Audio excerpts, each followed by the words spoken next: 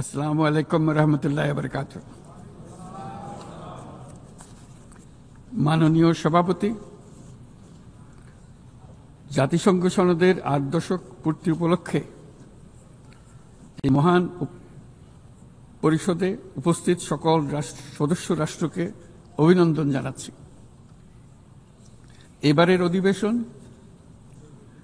অতীত দর্শনের ভবিষ্যতের রূপরেখা তৈরি উভয়ের জন্য বিশেষভাবে গুরুত্বপূর্ণ।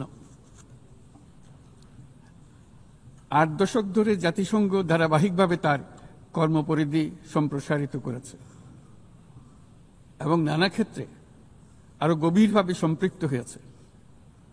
বিশ্বশান্তি ও নিরাপত্তা, মানবাধিকার, বিশ্বব্যাপী জীবনমানের উন্নয়ন, ন্যায় বিচার, ন্যায্যতা ও সমতা প্রসারে জাতিসংঘ অনস্বীকার্যভাবে ভূমিকা রেখেছে।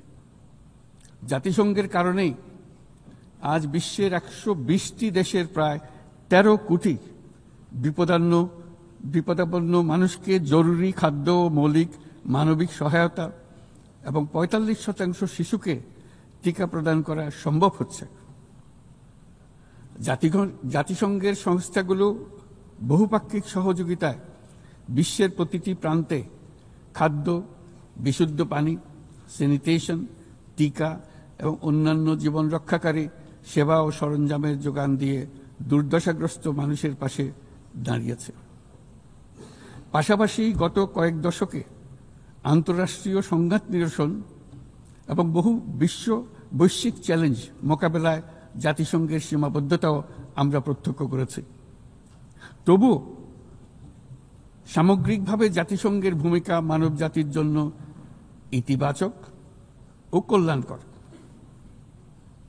মাননীয় সভাপতি, গত বছর আপনাদের এই মহান সভায় আমি দাঁড়িয়েছিলাম সদ্য গণ অভ্যুত্থান সংগঠিত একটি দেশের রূপান্তরের আকাঙ্ক্ষা আপনাদের শোনানোর জন্য। আজ এই রূপান্তরের অগ্রযাত্রায় আমরা কতটুকু অগ্রসর হতে পেরেছি তা আমি বলবো। পৃথিবীর প্রতি 10 জনের মধ্যে 3 জনের নিবাস বাংলাদেশ, কিন্তু সেই কারণেই অথবা ভূ রাজনৈতিকভাবে বিশ্বের একটি গুরুত্বপূর্ণ অবস্থানে বাংলাদেশ রয়েছে বলে আমাদের ইতিহাস জানার দরকার তা কিন্তু নয়, বরং এই কারণে বাংলাদেশের এই বর্ণনাটি গুরুত্বপূর্ণ যে তা সাধারণ মানুষের অসাধারণ ক্ষমতার উপর আস্থা তৈরি করবে। এই কারণে বর্ণনাটি গুরুত্বপূর্ণ, তা বিশ্বের সকল দেশের মধ্যে আশার সঞ্চার করবে। যে সংকট যত গভীরই হোক না কেন, তার নিরসন যত অসম্ভবই মনে হোক না কেন, কখনই তা উত্তরণের পথ হারিয়ে ফেলে না।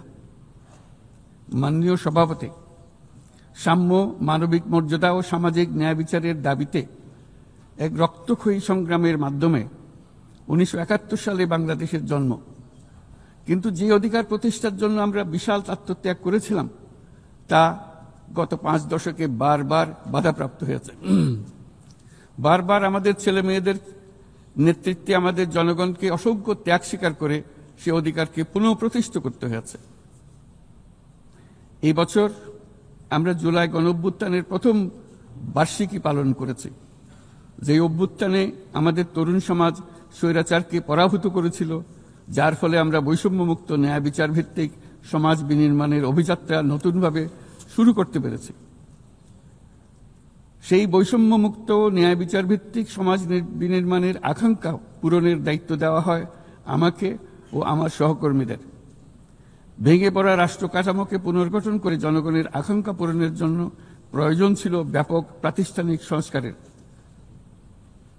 যে বিপুল জনসমর্থনের মাধ্যমে আমরা দায়িত্ব পেয়েছিলাম, তার প্রেক্ষাপটে আমাদের জন্য সহজ পথ ছিল নির্বাহী আদেশে সংস্কার কাজগুলো সম্পন্ন করা। কিন্তু আমরা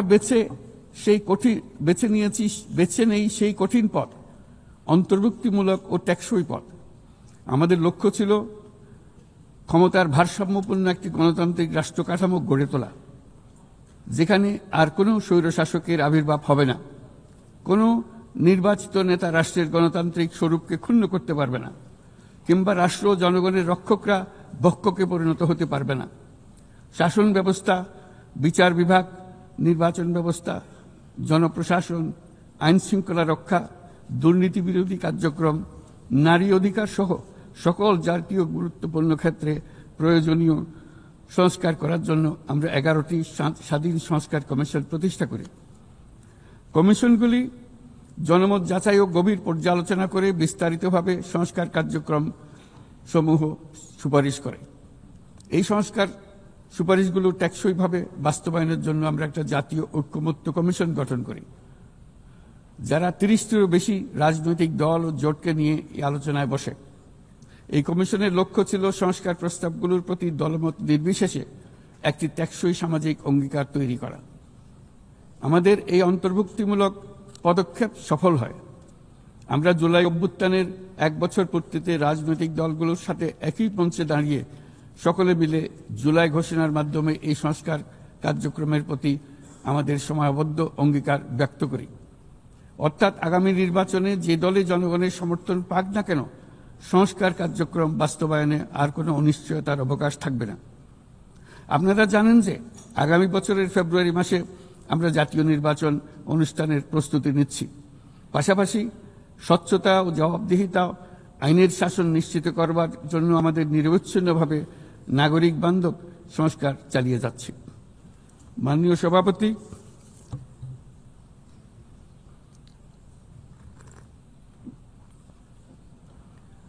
সভাপতি, গত বছর দায়িত্ব গ্রহণের কয়েক সপ্তাহের মধ্যেই আমি জাতিসংঘের মানবাধিকার বিষয়ক হাই কমিশনারকে আমন্ত্রণ জানাই পতিত স্বৈরশাসক কর্তৃক সংগঠিত মানবাধিকার লঙ্ঘন ও নৃশংসতার চিত্র উদ্ঘাটন করার জন্য। তারা মাঠ পর্যায়ে তদন্ত করে বিস্তারিত প্রতিবেদনের পাশাপাশি ভবিষ্যতে যাতে এই ধরনের অপরাধের পুনরাবৃত্তি না ঘটে সেই জন্য যেই সুপারিশমালা দিয়েছে তা আমরা আমাদের জাতীয় সংস্কার কার্যক্রমে যুক্ত করেছি। গত বছর সাধারণ পরিষদের অধিবেশনের পূর্বেই আমরা গুম সম্পর্কিত আন্তর্জাতিক কনভেনশনে যোগ দিয়েছিলাম। এখন এর বিধানসমূহ জাতীয় ক্ষেত্রে বাস্তবায়নের জন্য প্রয়োজনীয় আইন প্রণয়নের কাজ চলমান রয়েছে। এবছর আমরা জাতিসংঘের নির্যাতন বিরোধী কনভেনশনের ঐচ্ছিক প্রটোকলে যোগ দিয়েছি এবং এর বাস্তবায়নে একটি স্বাধীন প্রতিরোধমূলক জাতীয় প্রাতিষ্ঠানিক ব্যবস্থা প্রতিষ্ঠার জন্য আমরা কাজ করছি। নিবর্তনমূলক স্বৈরতান্ত্রিক ব্যবস্থা হতে মানবাধিকার সুরক্ষাকারী একটি গণতান্ত্রিক রাষ্ট্র ব্যবস্থা গড়ে তোলার জন্য প্রয়োজনীয় কারিগরি সহায়তা বৃদ্ধির লক্ষ্যে আমরা আমাদের দেশে 3 বছর মেয়াদে জাতিসংঘের মানবাধিকার বিষয়ক হাই কমিশনারের একটি মিশন পরিচালনার অনুমোদন দিয়েছি, যা ইতোমধ্যে কার্যক্রম শুরু করেছে। আমাদের এই সকল পদক্ষেপ ও অঙ্গীকার জনগণের প্রত্যাশারই প্রতিফলন। এই প্রত্যাশা মূলত একটি গণতান্ত্রিক, অন্তর্ভুক্তিমূলক ও বহুত্ববাদী সমাজ গড়ে তোলার প্রত্যাশা। মাননীয় সভাপতি, আমাদের উন্নয়ন কৌশলের কেন্দ্রবিন্দুতে রয়েছে সুশাসন, সামাজিক অন্তর্ভুক্তি ও টেকসই উন্নয়ন। বিগত 1.5 দশকের অভিজ্ঞতায় আমরা দেখেছি যে জবাবদিহিতা ছাড়া যে কোনো উন্নয়ন ক্ষণস্থায়ী ও ভঙ্গুর। রাজনৈতিক হীনস্বার্থ ও দুর্নীতির উদ্দেশ্যে গৃহীত অবকাঠামো প্রকল্প শুধু যে অর্থনীতির উপরে চাপ বাড়ায় তা নয়, তার জনগণের কোনো কল্যাণও করে না। দায়িত্ব গ্রহণের পর আমরা একে একে আবিষ্কার করি দুর্নীতি ও জনগণের সম্পদ চুরি কি ব্যাপক বিস্তৃতি লাভ করেছিল এবং তার ফলশ্রুতিতে দেশের সামষ্টিক অর্থনীতির অবস্থা কি ভয়ানক, নাজুক ও ভঙ্গুর হয়ে পড়েছিল। আমরা এর অবসান ঘটাচ্ছি যেন আর কখনোই উন্নয়নকে জনগণের সম্পদ আত্মসাতের অজুহাত হিসেবে ব্যবহার করা না যায়। দেশের নাজুক অর্থনৈতিক পরিস্থিতি মজবুত করতে আমরা সংস্কারমূলক কিছু কঠিন কিন্তু প্রয়োজনীয় সিদ্ধান্ত গ্রহণ করেছি। সবচেয়ে গুরুত্বপূর্ণ একটা সংস্কার হল রাজস্ব আহরণ ব্যবস্থাপনার সংস্কার। যে নীতি ও প্রণয়ন বাস্তবায়ন সংস্থাকে পৃথক করার জন্য আইন প্রণয়ন করা হয়েছে, এর মাধ্যমে স্বচ্ছতা ও জবাবদিহিতা নিশ্চিত হবে এবং রাজস্ব আহরণ বৃদ্ধি পাবে। এই উদ্যোগগুলো সদ্য সমাপ্ত FFD4 সম্মেলনে গৃহীত সেভিয়া অঙ্গীকারের সঙ্গে সামঞ্জস্যপূর্ণ। আমরা আশা করি যে বাংলাদেশে যেমন সেভিয়া অঙ্গীকারের সাথে সামঞ্জস্য রেখে সংস্কার করবার চেষ্টা করছি, তেমনি উন্নত বিশ্বেও সেভিয়ার সামষ্টিক অঙ্গীকার অনুসারে তাদের দায়িত্ব পালনে আন্তরিক হবে। একই সাথে আমরা মনে করি আন্তর্জাতিক অর্থায়ন ব্যবস্থা, বৈশ্বিক আর্থিক প্রতিষ্ঠানগুলোর সিদ্ধান্ত গ্রহণ প্রক্রিয়া ও ব্যবস্থাপনার সংস্কার, একটি অন্তর্ভুক্তিমূলক আন্তর্জাতিক কর সহযোগিতার বৈশ্বিক কাঠামো, অবৈধ আর্থিক প্রবাহ ও দুর্নীতির বিরুদ্ধে সমন্বিত বৈশ্বিক পদক্ষেপ গ্রহণ এবং অবৈধ দুর্নীতিলব্ধ অর্থ পাচারকৃত সম্পদ পুনরুদ্ধারেও আন্তর্জাতিক সহযোগিতা বৃদ্ধি অত্যন্ত গুরুত্বপূর্ণ। মাননীয় সভাপতি, দেশের পাচার হওয়া অবৈধ সম্পদ পুনরুদ্ধার করা বর্তমানে আমাদের অন্যতম শীর্ষ অগ্রাধিকার। গত 15 বছরে দুর্নীতির মাধ্যমে শত শত কোটি ডলার অবৈধভাবে বিদেশে পাচার করা হয়েছে। আমরা নিরলসভাবে এই সম্পদ ফেরত আনার চেষ্টা করছি, কিন্তু সংশ্লিষ্ট দেশগুলোর আইনি প্রক্রিয়া এবং অন্যান্য নানাবিধ প্রতিবন্ধকতার কারণে আমাদের এই প্রচেষ্টা বারে বারে বাধাগ্রস্ত হচ্ছে। সংশ্লিষ্ট দেশগুলোর দৃঢ় সদিচ্ছা ছাড়া আমরা পাচার হওয়া অবৈধ সম্পদ পুনরুদ্ধারে সফল হতে পারছি না। বিশ্বের বিদ্যমান অর্থনৈতিক ব্যবস্থা উন্নয়নশীল দেশ থেকে সম্পদের এই অবৈধ পাচারকারীদের কার্যকরীভাবে প্রতিরোধ করতে ব্যর্থ হচ্ছে। কোনো কোনো ক্ষেত্রে আন্তর্জাতিক আর্থিক প্রতিষ্ঠানগুলোর বিধিবিধানগুলো বিশ্বব্যাপী বিভিন্ন ট্যাক্স হ্যাভেনে বিপুল পরিমাণে অবৈধ অর্থ স্থানান্তরে উৎসাহিত করছে। তাই যেসব দেশ ও প্রতিষ্ঠান এই পাচারকৃত সম্পদ গচ্ছিত রাখবার সুযোগ দিচ্ছে, তাদের আমি আহ্বান জানাচ্ছি তারা যেন এই অপরাধের সঙ্গে শরিক না হয়। এই সম্পদ তার প্রকৃত মালিককে অর্থাৎ কৃষক, শ্রমিক এবং সাধারণ করদাতাদের নিকট ফিরিয়ে দেন।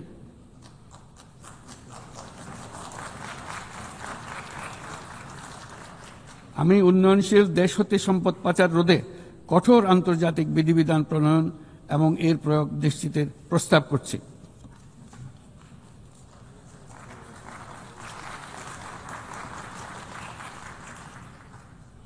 মাননীয় সভাপতি, রাজস্ব খাতের ঐতিহাসিক সংস্কারের পাশাপাশি আমরা বাজারভিত্তিক মুদ্রা বিনিময় হার চালু করেছি।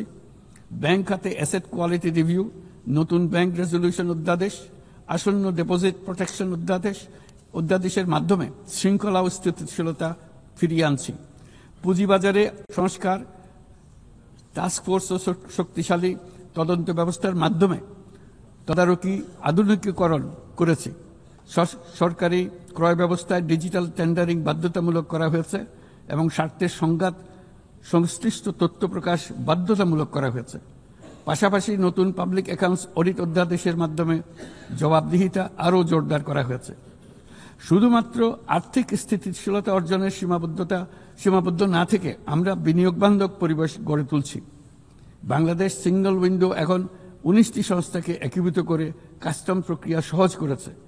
দ্রুত বাণিজ্যিক বিরোধ নিষ্পত্তির জন্য বিশেষায়িত বাণিজ্য আদালত গঠিত হয়েছে।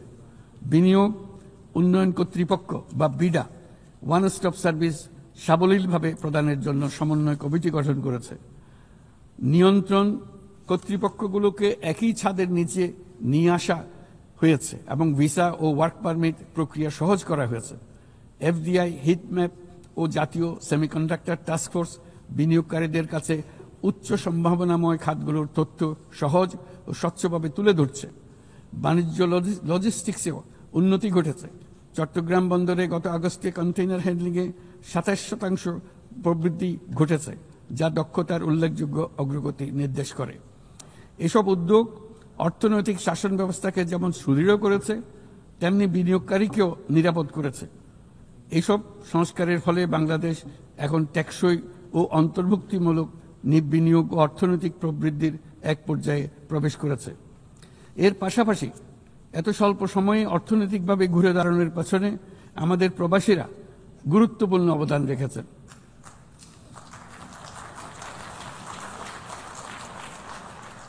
তারা বিদেশের মাটিতে কঠোর পরিশ্রম করে প্রতি মাসে দেশের রেকর্ড পরিমাণ রেমিটেন্স পাঠাচ্ছেন।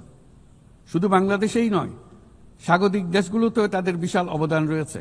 তারা সেখানে বহুল চাহিদা সম্পন্ন সেবা প্রদান করছেন। এটি তাই আমাদের জন্য যেমন তেমনি স্বাগতিক দেশগুলোর জন্য সমানভাবে লাভজনক। উভয় দেশের জন্যই তা উপকারী। এই প্রসঙ্গে আমি জানাতে চাই, আমরা শ্রম অধিকার সংস্কার নিয়ে এগিয়ে যাচ্ছি। ইতিমধ্যেই স্বাধীন শ্রম সংস্কার কমিশনের সুপারিশ বাস্তবায়নে একটি কমিটি গঠিত হয়েছে। বাংলাদেশ শ্রম আইন সংশোধনের কাজ চূড়ান্ত পর্যায়ে রয়েছে, যেখানে ট্রেড ইউনিয়ন প্রক্রিয়া সহজ করা, মাতৃত্বকালীন ছুটি বৃদ্ধি ও আনুষ্ঠানিক ও অনানুষ্ঠানিক উভয় খাতের শ্রমিকদের জন্য সামাজিক সুরক্ষা সম্প্রসারণের পদক্ষেপ অন্তর্ভুক্ত করা হচ্ছে। ট্রেড ইউনিয়নের জন্য অনলাইন নিবন্ধন ব্যবস্থা চালু করা হয়েছে এবং নিবন্ধন প্রক্রিয়াকে আরও সহজ করার জন্য বিষয়টি বিবেচনা করা হচ্ছে। পাশাপাশি শ্রমিকদের অধিকার সুরক্ষায় আমাদের অঙ্গীকারের নিদর্শন স্বরূপ সম্প্রতি আমরা ইসলামী সহযোগিতা সংস্থার লেবার সেন্টারের সংবিধানটি স্বাক্ষর করেছি। এই কারণেই আমরা নিরাপদ, সুশৃঙ্খল ও নিয়মিত অভিবাসনকে সমর্থন করি এবং যেসব দেশে প্রবাসী শ্রমিকরা যান সেসব দেশে তাদের জন্য সহমর্মিতা ও সুরক্ষা নিশ্চিত করার আহ্বান জানাচ্ছি। উন্নত বিশ্ব যেখানে বয়স্ক জনসংখ্যা চাপে ভুগছে, সেখানে বাংলাদেশ অতি সৌভাগ্যবান। আমাদের 60% বেশি মানুষের বয়স 35 বছরের নিচে। তাই অভিবাসন প্রক্রিয়াকে সহজ করলে তা উভয় পক্ষের জন্য উপকারী হবে। তরুণ জনসংখ্যার এই সুবিধাকে কাজে লাগিয়ে আমরা উন্নত বিশ্বের শ্রম সমস্যার সমাধান ও প্রয়োজন মেটাতে সক্ষম হব। মাননীয় সভাপতি, বাংলাদেশের তরুণ প্রজন্ম ইতিমধ্যে প্রমাণ করেছে যে তারা সমাজ পরিবর্তনের চালিকা শক্তি। আমরা তাদের দক্ষতা উন্নয়নে বিনিয়োগ করছি। তথ্য প্রযুক্তি, কৃত্রিম বুদ্ধিমত্তা, নবায়নযুক্ত শক্তি, পরিবেশ বান্ধব প্রযুক্তি সহ বিভিন্ন ক্ষেত্রে তাদের প্রশিক্ষণ দিচ্ছি। আমাদের লক্ষ্য হল প্রত্যেক তরুণকে শুধুমাত্র চাকরি প্রার্থীর পরিবর্তে আমরা তাদেরকে উদ্যোক্তা হিসেবে গড়ে তুলতে চাই। এই উদ্দেশ্যে আমরা জাতিসংঘের সঙ্গে অংশীদারিত্বে মাঠ পর্যায়ে তরুণদের সঙ্গে সরকারের শীর্ষ নীতি নির্ধারকদের যুক্ত করার একটা স্থায়ী মাধ্যম চালু করেছি। ইতিমধ্যেই এই বিষয়ে সারা দেশে একাধিক পরামর্শ সভার আয়োজন করা হয়েছে।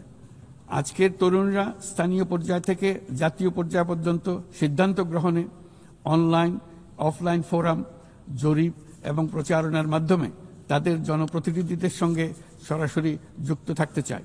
তারা নেতৃত্ব বিকাশ, দক্ষতা বৃদ্ধি এবং ডিজিটাল সক্ষমতা উন্নয়নের জন্য আরও বেশি সুযোগ চায়।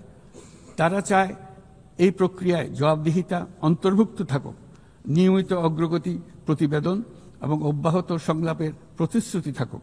সর্বোপরি প্রক্রিয়াটি হোক অন্তর্ভুক্তিমূলক, যাতে নারী, সংখ্যালঘু সম্প্রদায়, প্রতিবন্ধী, প্রান্তিক জনগোষ্ঠী সকলের অংশগ্রহণ ও নেতৃত্বের সমান সুযোগ থাকে। তরুণদের নিয়ে পরিকল্পনার ক্ষেত্রে এই বছরটি বিশেষভাবে গুরুত্বপূর্ণ, কারণ এই বছর আমরা বিশ্ব যুব পরিকল্পনায় 30তম বার্ষিকী পালন করছি। শুধু বর্তমান প্রজন্মের তরুণদের চ্যালেঞ্জ নয়, এই বছর তাই ভবিষ্যতেও তারা যে সংকট ও সমস্যার মুখোমুখি হবে তা অনুধাবন করে তার সম্ভাব্য সমাধান খুঁজে বের করারও সুযোগ এনে দিয়েছে। দ্রুত পরিবর্তনশীল প্রযুক্তির এই যুগে উন্নয়নশীল বিশ্বের তরুণদের জন্য আরও গভীর এক ডিজিটাল বিভাজন তৈরি হওয়ার ঝুঁকি আজ আমাদের একটি বড় উদ্বেগ। কোয়ান্টাম কম্পিউটিং, কৃত্রিম বুদ্ধিমত্তা, ভাষাভিত্তিক বৃহৎ মডেল কিংবা আধুনিক যোগাযোগ ব্যবস্থা, এইসব প্রযুক্তি যেন তাই পক্ষপাতদুষ্ট না হয় এবং এর সুফল যেন ন্যায্যভাবে সবার কাছে পৌঁছায়, তা আজ আমাদের নিশ্চিত করতে হবে। অন্যথায় বিশ্বব্যাপী এমন একটি প্রজন্ম তৈরি হবার ঝুঁকি রয়েছে যারা নিজেদেরকে বঞ্চিত, প্রান্তিক, অন্যায় অবিচারের শিকার হিসেবে বিবেচনা করবে। তারা সকল ধরনের ক্ষতিকারক প্রলোভনের সহজ লক্ষ্যবস্তুতে পরিণত হবে। আমরা মনে করি প্রযুক্তিগত উন্নয়নের সুফল বিশ্বব্যাপী ছড়িয়ে দিয়ে তরুণদের ঝুঁকিমুক্ত রাখার জন্য শুধু প্রযুক্তিগত উদ্ভাবন যথেষ্ট নয়, প্রয়োজন সামাজিক উদ্বোধন। আমরা প্রায় অর্ধ শতাব্দী আগে ক্ষুদ্র ঋণের ধারণা নিয়ে এসেছিলাম। তখন সেটি ছিল প্রথাগত ধারণার বিরুদ্ধে এক বৈপ্লবিক নিরীক্ষা, কিন্তু আজ বিশ্বব্যাপী তা মূলধারার হাতিয়ার হিসেবে স্বীকৃত। ক্ষুদ্র ঋণ লক্ষ লক্ষ মানুষকে দারিদ্র্য থেকে মুক্ত করেছে। উদাহরণস্বরূপ এমনকি মার্কিন যুক্তরাষ্ট্রে গ্রামীণ আমেরিকা বছরে এখন $6 বিলিয়ন এখন সব মিলিয়ে $6 বিলিয়ন উপর ঋণ নিম্ন আয়ের নারী উদ্যোক্তাদের মধ্যে বিতরণ করেছে এবং এর প্রায় শতভাগ নিয়মিতভাবে পরিশোধ করে যাচ্ছে। বাংলাদেশ ও বিশ্বজুড়ে আজ সামাজিক ব্যবসার যে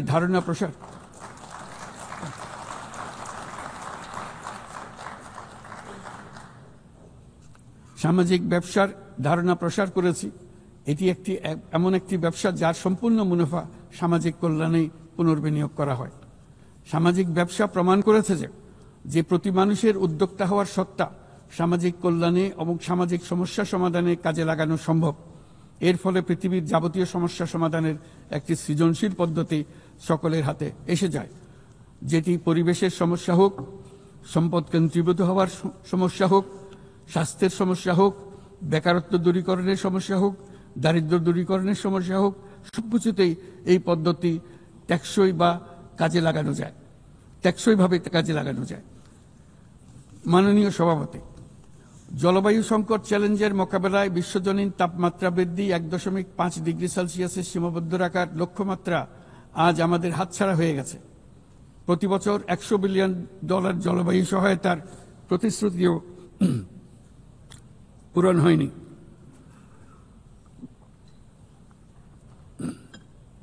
বরং যে ক্ষুদ্র অঙ্কের অর্থ বরাদ্দ হয়ে থাকে তাও কাগজে কলমে দেখানো হচ্ছে বহুগুণ হিসেবে।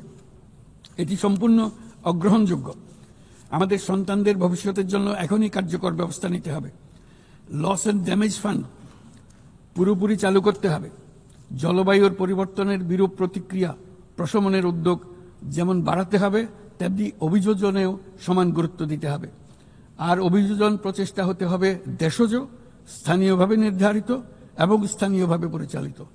বাংলাদেশ ইতিমধ্যে স্থানীয়ভাবে সংবেদনশীল অভিযোজনের নীতিকে মূল ভিত্তি হিসেবে গ্রহণ করেছে। আসন্ন COP30 সম্মেলনে আমরা তৃতীয়বারের মতো জলবায়ু পরিবর্তন রোধকল্পে আমাদের জাতীয় প্রতিশ্রুতি ঘোষণা করব, যেখানে জলবায়ু পরিবর্তনের বিরূপ প্রতিক্রিয়া প্রশমন লক্ষ্যের পাশাপাশি অভিযোজন উদ্যোগও থাকবে। বিশেষ গুরুত্ব পাবে ম্যানগ্রোভ বনাঞ্চল রক্ষা, জলাভূমি পুনরুদ্ধার করা। একই সঙ্গে আমরা আশা করি যে বৈশ্বিক সম্প্রদায়, বিশেষ করে উচ্চ কার্বন নিঃসরণকারী দেশগুলো তাদের দায়িত্বটুকু আন্তরিকভাবে পালন করবে।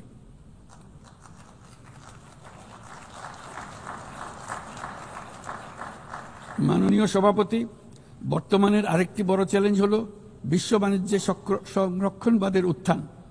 আমাদের সময়ে আমরা দেখেছি বাণিজ্য ও বিশ্বায়নের সুফল মাত্র 3 দশকে 100 কোটি মানুষকে দারিদ্র্য থেকে মুক্ত করেছে। এখন যদি আমরা উল্টো পথে হাঁটি তবে আমাদের সন্তানদের সেই সুযোগ আর থাকবে না। এটা অনস্বীকার্য যে বাণিজ্যের ক্ষেত্রে প্রতিটি দেশের সার্বভৌম স্বার্থ সুরক্ষিত রাখতে হবে এবং কোনো দেশকে তার সাধ্যের অতিরিক্ত বোঝা বইতে দেওয়া যাবে না। কিন্তু বৈশ্বিক শান্তি ও সমৃদ্ধি টিকিয়ে রাখার স্বার্থে উন্মুক্ত, ন্যায়সঙ্গত, নিয়মভিত্তিক বৈশ্বিক বাণিজ্যের কোনো বিকল্প নেই। তাছাড়া বৈশ্বিক বাণিজ্যে দ্রুত সামাজিক ব্যবসার প্রসার ঘটাতে হবে। উন্নয়ন সহায়তার একটি বড় অংশ সামাজিক ব্যবসায় প্রসারে বিশ্বময় ক্রমাগতভাবে জোরদার করতে হবে।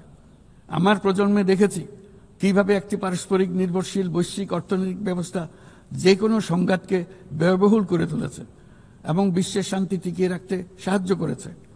আজ বিশ্বব্যাপী 120টিরও বেশি সশস্ত্র সংঘাত চলছে। পারস্পরিক অর্থনৈতিক নির্ভরশীলতা ভেঙে গেলে এরকম সংঘাত আরও বাড়বে, ব্যাহত হবে উন্নয়ন, বিনষ্ট হবে বিশ্ব শান্তি। মাননীয় সভাপতি, আমাদের প্রতিবেশী দেশ মায়ানমারে চলমান সংঘাত সমগ্র অঞ্চলের জন্য গভীর উদ্বেগজনক পরিস্থিতির সৃষ্টি করেছে। এটি যে শুধু আঞ্চলিক স্থিতিশীলতাকে ঝুঁকিতে ফেলছে তা নয়, বরং বাংলাদেশে আশ্রয়প্রাপ্ত বলপূর্বক বাস্তুচ্যুত রোহিঙ্গাদের তাদের মাতৃভূমি মায়ানমারে প্রত্যাবাসনকেও কঠিন করে তুলেছে। 8 বছর পার হয়ে গেল, রোহিঙ্গা সংকটের কোনো সমাধান হলো না। উপরন্তু বাংলাদেশ প্রতিনিয়তই মায়ানমার থেকে আগত রোহিঙ্গাদের আশ্রয় দিয়েই চলেছে। স্পষ্টতই সাংস্কৃতিক পরিচয়ভিত্তিক রাজনীতির কারণে রোহিঙ্গাদের উপর অধিকার বঞ্চনা ও নির্যাতন রাখাইনে অব্যাহত রয়েছে। রোহিঙ্গাদের প্রান্তিকীকরণ প্রক্রিয়া আর চলতে দেওয়া যাবে না। যেসব বৈষম্যমূলক নীতি ও কর্মকাণ্ড আজকের এই পরিস্থিতি তৈরি করেছে তার সমাধান ও প্রতিকারমূলক ব্যবস্থা এখনই গ্রহণ করা সম্ভব। তার জন্য পূর্ণাঙ্গ জাতীয় সংবাদ রাজনৈতিক মীমাংসার অপেক্ষা করার প্রয়োজন নেই। রাখাইনের সমস্যাগুলো চূড়ান্তভাবে রাজনৈতিক সমাধান করা দরকার। তবে এর জন্য রাখাইন অঞ্চলের সংশ্লিষ্ট সকল জাতিসত্তার অংশগ্রহণে এমন একটি বন্দোবস্ত প্রয়োজন যেন রোহিঙ্গারা সম অধিকার ও নাগরিকত্ব সহ সমাজের অংশ হতে পারে।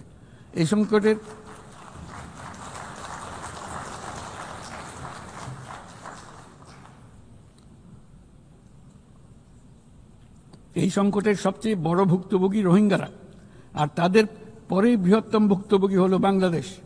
তবে আমাদের মনে রাখতে হবে যে রোহিঙ্গা সংকট কোনোভাবেই মায়ানমারের সঙ্গে বাংলাদেশের কোনো দ্বিপাক্ষিক বিষয় নয়, বরং আমরা শুধু একটি দায়িত্বশীল প্রতিবেশী এবং আন্তর্জাতিক সম্প্রদায়ের দায়িত্বশীল সদস্য হিসেবে আমাদের দায়িত্ব পালন করে যাচ্ছি। কিন্তু তহবিল সংকটের কারণে আজকে রোহিঙ্গা ক্যাম্পগুলোতে ন্যূনতম জীবনমান বজায় রাখার আমাদের যৌথ প্রয়াসও ভেঙে পড়ার উপক্রম হয়েছে। বিশ্ব খাদ্য কর্মসূচি তাদের জরুরি সহায়তা কার্যক্রমে মারাত্মক তহবিল ঘাটতির বিষয়ে ইতোমধ্যে সতর্ক করে দিয়েছে আমাদেরকে। অবিলম্বে নতুন তহবিল না এলে মাসিক রেশন অর্ধেকে নামিয়ে এনে মাথাপিছু মাত্র $6 নামিয়ে আনতে বাধ্য হবে, যা রোহিঙ্গাদের অনাহার ও অপুষ্টিতে নিমজ্জিত করবে, যা তাদেরকে আগ্রাসী কোনো পদক্ষেপ নিতে বাধ্য করবে।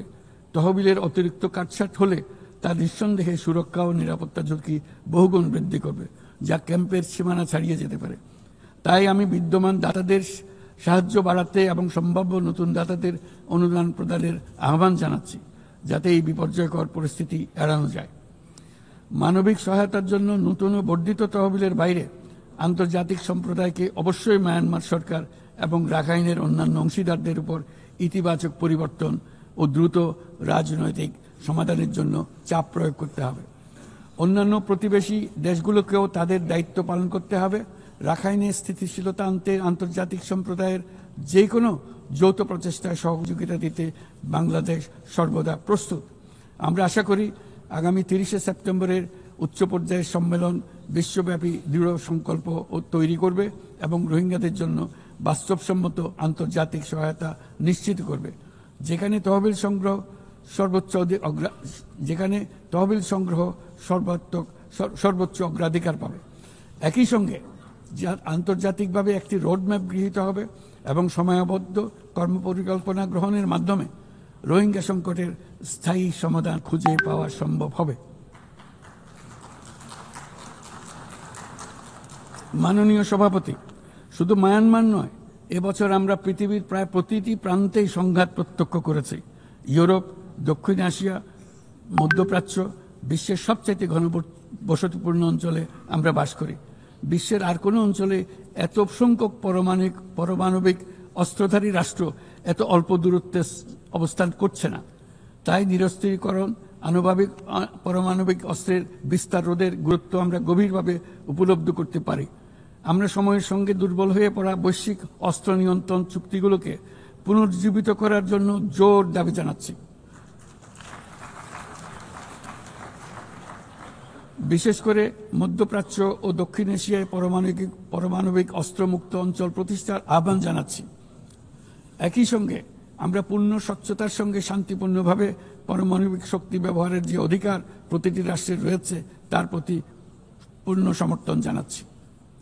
একটি দায়িত্বশীল দেশ হিসেবে আমাদের প্রথম পারমাণবিক বিদ্যুৎ কেন্দ্র চালু করার আগেই এই বছর আমরা আন্তর্জাতিক পরমাণু শক্তি সংস্থার আওতাধীন পরমাণু নিরাপত্তা ও বর্জ্য ব্যবস্থাপনা সম্পর্কিত যৌথ কনভেনশনে যোগদান করেছি। এই যোগদানের মাধ্যমে সর্বোচ্চ মানের পারমাণবিক নিরাপত্তা ও স্বচ্ছতার প্রতি আমরা আমাদের প্রতিশ্রুতি পুনর্ব্যক্ত করছি। মাননীয় সভাপতি, আমি সবসময় মানুষকে আশার বাণী শুনিয়েছি, কখনো ভয় দেখিয়ে কিছু করা আমি সমর্থন করিনি, কিন্তু আজ আমাকে সেখান থেকে সরে এসে ভয়ঙ্কর কিছু কথা বলতে হচ্ছে।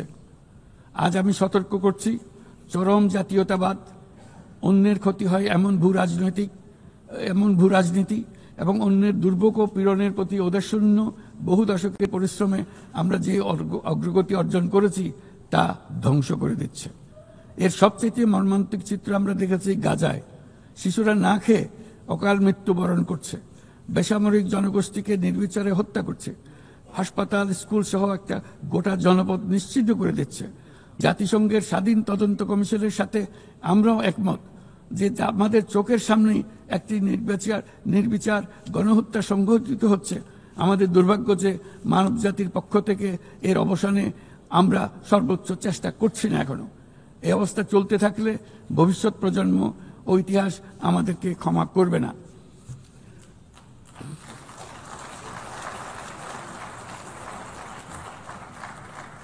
বাংলাদেশের জনগণ এই বিশ্বের বিবেকবান নাগরিকদের পক্ষ থেকে আমি আবারও জোরালো দাবি জানাচ্ছি যে পূর্ব জেরুজালেমকে রাজধানী করে একটি স্বাধীন ফিলিস্তিন রাষ্ট্র গঠনের মাধ্যমে এই সমস্যার দ্বিরাষ্ট্রীয় ভিত্তিক সমাধান এখনই বাস্তবায়ন করতে হবে।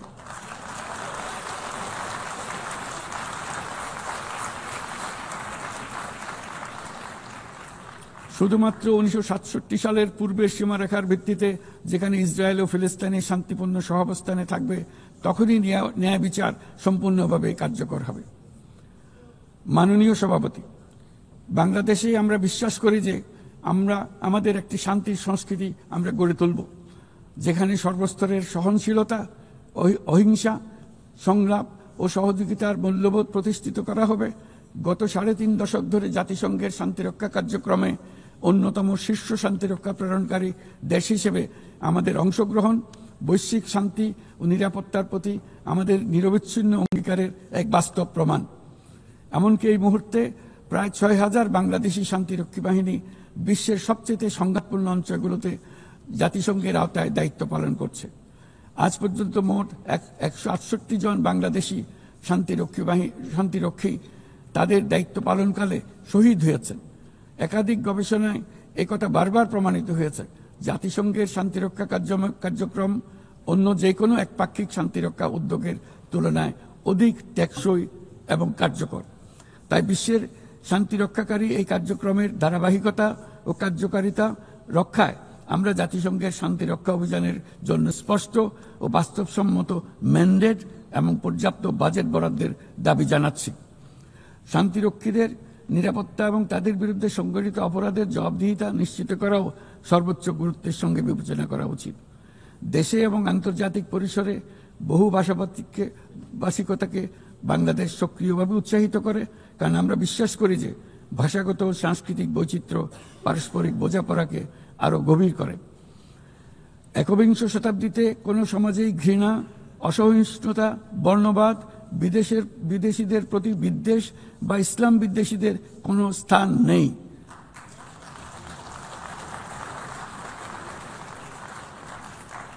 অথচ বর্তমানে বিভ্রান্তিমূলক প্রচারণা, ঘৃণাত্মক বক্তব্য গুরুতর উদ্বেগের বিষয় হয়ে দাঁড়িয়েছে। গত বছর বাংলাদেশে ছাত্র জনতার অভ্যুত্থান পরবর্তী সময়ে বিভিন্ন স্বার্থান্বেষী গোষ্ঠীর পক্ষ থেকে উদ্দেশ্যমূলকভাবে বিভ্রান্তিকর সংবাদ ছড়ানো হয়েছে, যা এখনো চলমান রয়েছে। এর সঙ্গে যুক্ত হয়েছে পরিকল্পিত মিথ্যা সংবাদ, কৃত্রিম বুদ্ধিমত্তা নির্ভর ডিপফেক এর প্রসার, যা পরিস্থিতিকে আরো জটিল করে তুলেছে। এসবের বিরুদ্ধে আমাদের একসঙ্গে কাজ করতে হবে, যাতে এসব বিকৃত কর্মকাণ্ড মানুষের আস্থাকে বিনষ্ট না করে কিংবা সামাজিক সম্প্রীতিকে দুর্বল করে না দেয়। মাননীয় সভাপতি, আমাদের শীর্ষ অগ্রাধিকারগুলোর মধ্যে অন্যতম হল নারীর ক্ষমতায়ন। আমাদের জাতীয় কবি কাজী নজরুল ইসলামের ভাষায়, বিশ্বে যা কিছু মহান সৃষ্টি চিরকল্যাণকর, অর্ধেক তার করিয়েছে নারী, অর্ধেক তার নর।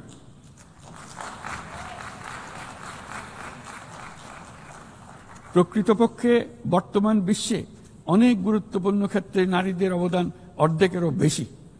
এই মাসে বাংলাদেশে প্রথমবারের মতো unpaid household production satellite account জরিপ প্রকাশিত হয়েছে।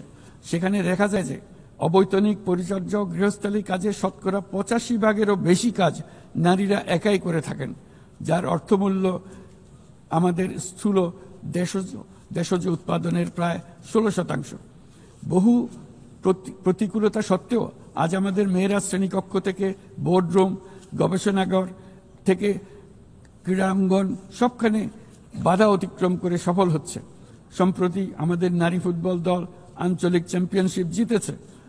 আন্তঃএশীয় প্রতিযোগিতার জন্য উত্তীর্ণ হয়েছে এবং সারা দেশের লাখো মানুষকে অনুপ্রাণিত করে চলেছে। নারীর নিরাপত্তা ও মর্যাদা এবং সমান সুযোগ সুনিশ্চিত করার জন্য আমার সরকার প্রচেষ্টা অব্যাহত রয়েছে। এই বছর আমরা বেইজিং ঘোষণাপত্রের ৩০তম বার্ষিকী উদযাপন করছি। এই উপলক্ষে নারীর ক্ষমতায়নে আমাদের অঙ্গীকারকে আরও জোরদার করতে আমরা বেইজিং +30 অ্যাকশন এজেন্ডা এর অধীনে আগামী 5 বছরে বাস্তবায়নের লক্ষ্য নিয়ে 4টি জাতীয় প্রতিশ্রুতি ঘোষণা করেছি। এর মধ্যে রয়েছে যৌন হয়রানি প্রতিরোধ, সুরক্ষা সংক্রান্ত আইন প্রণয়ন করা, নারীর অবৈতনিক পরিচর্যা ও গৃহস্থলী কাজের স্বীকৃতি ও মূল্যায়ন নিশ্চিত করা, রাজনৈতিক ও জনপরিসরে নারীর অংশগ্রহণ বৃদ্ধি করা, নারীর সমতা ও ক্ষমতায়নের প্রতি সংবেদনশীল বাজেট প্রণয়ন পদ্ধতি শক্তিশালী করা। মাননীয় সভাপতি,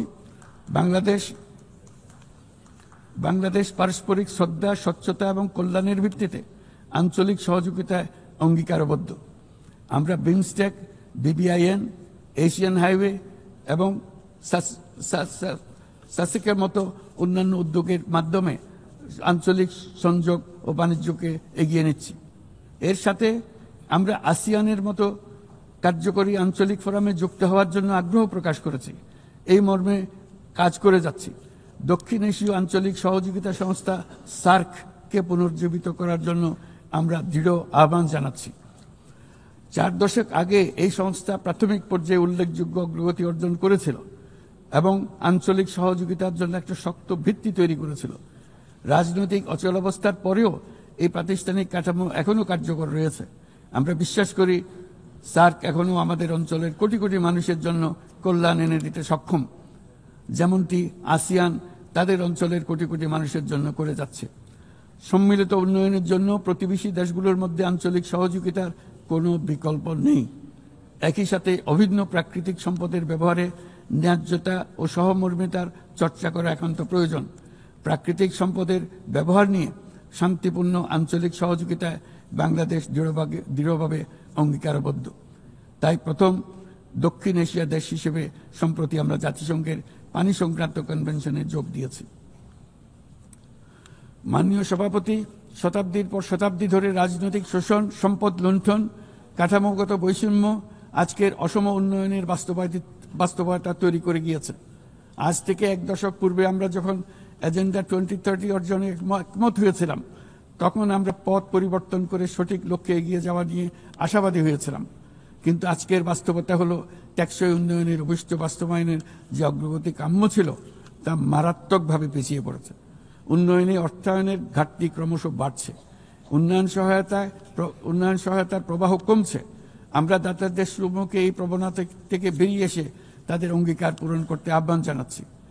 আমরা স্বল্পোন্নত দেশ হতে উন্নয়নশীল দেশ হিসেবে উত্তরণের প্রক্রিয়ায় আছি। আমাদের মসৃণ ও টেকসই উত্তরণ নিশ্চিত করতে আন্তর্জাতিক সম্প্রদায়ের, বিশেষ করে জাতিসংঘের সংশ্লিষ্ট সংস্থাসমূহের সহযোগিতা অত্যন্ত জরুরি।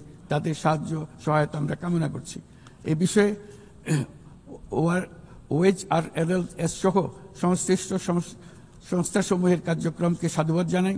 স্বল্পোন্নত দেশসমূহ এবং ঝুঁকিতে থাকা অন্যান্য দেশগুলোর প্রতি আমাদের কার্যকর সহযোগিতা প্রদানের জন্য আমরা আমাদের দপ্তরকে আরও শক্তিশালী করার আহ্বান জানাচ্ছি।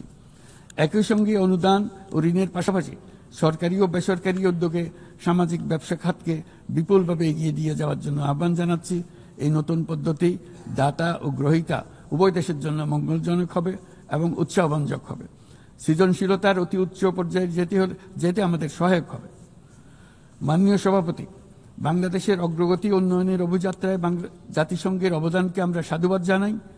বিশ্বশান্তি ও নিরাপত্তা উন্নয়ন, মানবাধিকার, জাতিসংঘের এই 3টি স্তম্ভের প্রতি আমরা পূর্ণ আস্থা পুনর্ব্যক্ত করছি। আমার বক্তব্যের শুরুতেই আমি বলেছিলাম যে আজ 8 দশকে জাতিসংঘ বারবার দেখিয়েছে যে বহুপাক্ষিক কূটনীতি মানব জাতিকে আরো ভালোভাবে একসঙ্গে বেঁচে থাকার সহায়তা করে। তবু এর 80তম বার্ষিকীতে আমাদের স্বীকার করতেই হবে যে বহুপাক্ষিক কূটনীতি আজ নানা রকম চাপের মধ্যে রয়েছে। প্রায়শই অসম দ্বিপাক্ষিক সম্পর্কের টানাপোড়েনে আবারও প্রমাণ করেছে যে বহুপাক্ষিক কূটনীতি আমাদের শেষ এবং সর্বোত্তম ভরসা। তাই বহুপাক্ষিক কূটনীতির ধারক ও বাহক জাতিসংঘকে উজ্জীবিত রাখতে আমরা সদস্য রাষ্ট্রগুলোর সাথে পূর্ণ স্বচ্ছতা ও আন্তরিকতা আলোচনার আহ্বান জানাচ্ছি। বর্তমান সময়ের দাবি মেটাতে বহুপাক্ষিকতার প্রতি আমাদের যৌথ আকাঙ্ক্ষা পূরণ করতে হলে জাতিসংঘকে ক্রমাগত বিকশিত ও অভিযোজিত হতে হবে। এই মর্মে আমরা মহাসচিবের UN80 উদ্যোগকে স্বাগত জানাই। তবে একই সঙ্গে জোর দিয়ে বলতে চাই যে সংস্কারের নামে যেন বহুপাক্ষিকতাকে দুর্বল করা না হয় বা উন্নয়নশীল দেশগুলোর কণ্ঠস্বরকে অবহেলা না করা হয়। সংস্কারের একমাত্র লক্ষ্য হওয়া উচিত মাঠ পর্যায়ে বাস্তব ও ইতিবাচক পরিবর্তন আনা। জনাব সভাপতি, গত বছর আমার জনগণ প্রমাণ করেছে যে জগতে অন্যায়ের বিনাশ অবশ্যম্ভাবী। তারা প্রমাণ করেছে যে পরিবর্তন যেমন সম্ভব তেমনি এটা অপরিহার্য। আমাদের মনে রাখা দরকার যে সামনের দিনে যে চ্যালেঞ্জগুলো আসছে তা কোনো দেশের পক্ষে একা মোকাবেলা করা সম্ভব নয়। একই সঙ্গে আমাদের এটাও মনে রাখতে হবে যে বর্তমান পৃথিবীতে কোনো একটি দেশ সংকটে পড়লে অথবা বিশ্বের কোনো এক প্রান্তে সংকট দেখা দিলে সমগ্র বিশ্বের নিরাপত্তায় ঝুঁকির মুখে পড়ে যায়। আমাদেরকে ৩-০ পৃথিবী গড়ার স্বপ্ন নিয়ে অগ্রসর হতে হবে। তরুণরা ৩-০ বাস্তবায়নের সৈনিক হয়ে বড় হবে। তাদের সামনে থাকবে শূন্য কার্বন, শূন্য সম্পদ কেন্দ্রীভূতকরণ ও শূন্য বেকারত্ব। এর ভিত্তিতে তারা গড়ে তুলবে তাদের পৃথিবী। ৩-০ পৃথিবী গড়া জাতিপুঞ্জের সকলের স্বপ্ন হোক, এই কামনা ব্যক্ত করে আমার বক্তব্য এখানে শেষ করছি। সবাইকে ধন্যবাদ, অসংখ্য ধন্যবাদ।